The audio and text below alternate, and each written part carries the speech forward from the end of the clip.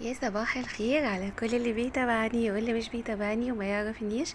انا لونا. النهارده جايبه لكم اكتر اكله ريحتها بتفتح النفس وطعمها يجنن، الكبسه باللحمه.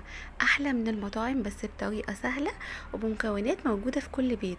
يعني لو عندك عزومه ونفسك في اكله كده فخمه وسهله وفي نفس الوقت تشبع وتبسط كل اللي في البيت، يبقى لازم تشوفي طريقه عمل الكبسه باللحمه على طريقتي انا. ولو عجبك الفيديو ما تنسيش تعملي لايك وتعملي اشتراك وتفعلي الجرس علشان يوصلك كل الوصفات اللي بنزلها.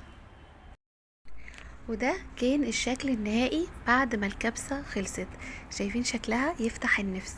عايزة اقول لكم الطريقة دي انا معتمداها على طول، بعملها ما بغيرهاش من طعامتها وجمالها.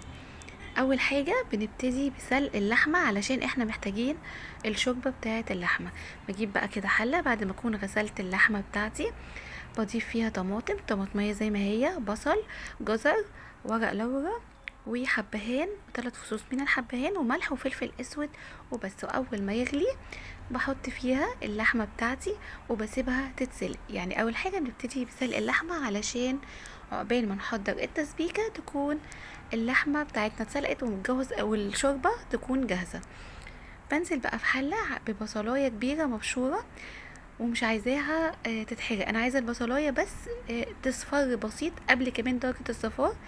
بضيف عليها كيلو من الطماطم متقطعه مكعبات صغيره. والتوابل بتاعتي عباره عن ملح وفلفل اسود وبابريكا وسبع بهارات وقرفه خشب، اللي هي قرفه العيدان من عند العطار بتلاقيها، والليمون ده كمان موجود عند العطار. بنزل بقى بالبهارات بتاعتي وبقلب، وبعدين بنزل باللحمه بتاعتي وبقلب كده. بتلاقي بقى الريحه هنا ابتدت تطلع. وطبعا الرز البسمتك بكون غسلاه كويس ونقعاه في الميه لمده نص ساعه. بعد كده بصفيه كويس وبنزل بيه على الخلطه بتاعتي باللحمه وبقلبها. واول ما الاقي بقى كلها كده بقت لون واحد، بنزل بالشوربه بتاعتي واسيبها تستوي على نار هادية وما تستعجلوش عليها في السوا خالص. شايفين كده الشوربة بتاعتي تمام. الشوربة يعني يفضل تكون فوق مستوى الرز بس، ما تبقاش يعني عليه او بالظبط، لا عايزين تبقى مستواها تكون فوق مستوى الرز، وتكوني مقلباها كويس جدا وتغطيها وتسيبيها تستوي.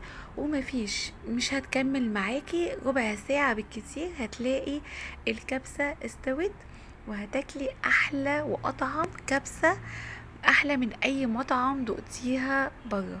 ما اعتمدوا الطريقة دي، وعايزة اقول لكم مش هتغيروها، اعملوها وقولوا لي رأيكم في الكومنتات.